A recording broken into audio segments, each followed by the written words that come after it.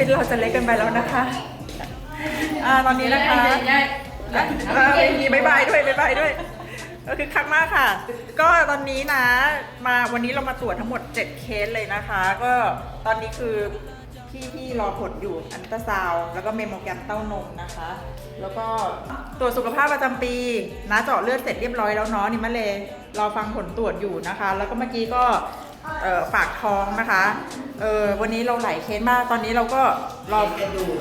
กระดูกก็กลับไปแล้วนะมีเคสกระดูกด้วยแล้วก็อัลตราซาวด์มดลูกรังไข่ด้วยนะคะเอาเป็นว่าใครมีปัญหาเกี่ยวกับเรื่องสุขภาพทั้งหมดนะคะสามารถที่จะสอบถามพวกเราเข้ามาได้นะยินดีดูแลนะบอกเลยว่ามาที่นี่บัสเมนเลือกหมอเก่งๆให้ใครหาที่ไหนไม่หายก็คือมาที่นี่ต้องหายนะเพราะหมอจะแบบเชี่ยวชาญเฉพาะด้านเลยဟုတ်ကဲ့เนาะဒီနေ့အများကြီးပဲเนาะဒီကျမ်းမိုက်လာဆက်တယ်เนาะအများကြီးလာတယ်ပေါ့ကျွန်တော်တို့မှာအကုန်စစ်ပြီးเนาะအဲဒါကြောင့်ဒီ boss နဲ့ကျွန်တော်တို့ဆက်သွားလိုက်ရင်เนาะဆရာဝန်ကောင်းလေးနဲ့ပေါ့เนาะပြခိုင်းမှာဖြစ်ပါတယ်เนาะအဲဒါကြောင့်လာရက်ဆက်သွားရပါတယ်โอเคขอให้จำหมายเยดีๆกันทุกคนนะคะ